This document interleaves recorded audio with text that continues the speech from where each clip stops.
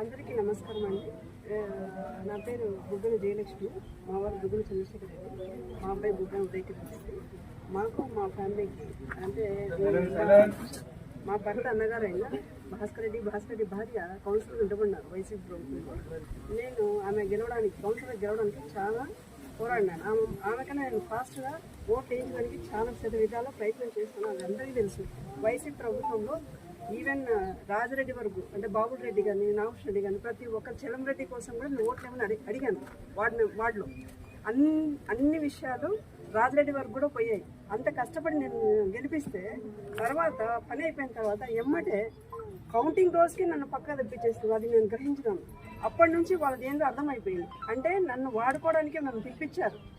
మా బావగారిని భాస్కర్ గారిని మా అక్కగారిని సుష్మమ్మ గారిని ఇంటికి పిలిపించేసి నన్ను పిలుచుకొని పోయినారు.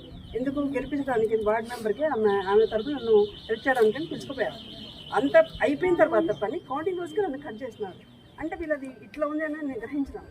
తర్వాత మాకు కుటుంబంలో ఇష్యూస్ వస్తే వైసీపీ ప్రభుత్వం మొత్తం మా కుటుంబాన్ని ఒక్కటి పక్కకు పెట్టేసి మొత్తం వాళ్ళకి ఏం కావాలో అలా హెల్ప్ చేసుకుంటూ వెళ్ళారు. లాస్ట్ 2 ఏళ్ళు మేము ఊరు ఇచ్చిపెట్టి పోవాల్సి వచ్చిన పరిస్థితి తీసుకొచ్చినారు. అంటే కేసులు పెట్టినారు, కోర్టులు అన్నారు, అన్నీ అన్నారు. మేము రాజరెడ్డి దగ్గరికి పోయినా కూడా మిగతా వాళ్ళు కూడా ఎవరే కానీ సహకరించలేదు. రాజరెడ్డి గారు కూడా ఏం విన్నారో ఏం కథనో వాళ్ళు ఎట్లా చెప్తే అట్లా విన్నారో ఏమో జరగడం మేము చాలా నష్టపోయినాము. మేము ఆమె కోసం పోరాడినది కూడా నన్ను మర్చిపోయి పక్కన పెట్టేసి వాళ్ళ ఇదిలో వాళ్ళు వెళ్ళిపోయినారు. కాబట్టి మేము చాలా దెబ్బతిన్నాం.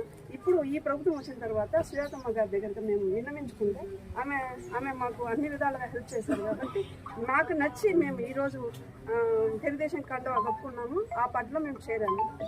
అదేవిధంగా లోకేష్ బాబు చేస్తున్నటువంటి మంచి పనులను కూడా చూసి ఈరోజు వైఎస్ఆర్ వాళ్ళు మా పార్టీలో చేరడం అంటే నేను వాళ్ళని అడగడం ఏమంటే ఎందుకు మీరు అంత ఇదిగా ఉండి ఈరోజు పార్టీలో చేస్తున్నారు. మేము వీళ్ళు చేస్తున్నటువంటి పనులు అదేవిధంగా ఎమ్మెల్యే గారు చేస్తున్నటువంటి పనులను కూడా చూసి ఆకర్షితులై మేము ఈ పార్టీలోకి రావడం జరిగింది.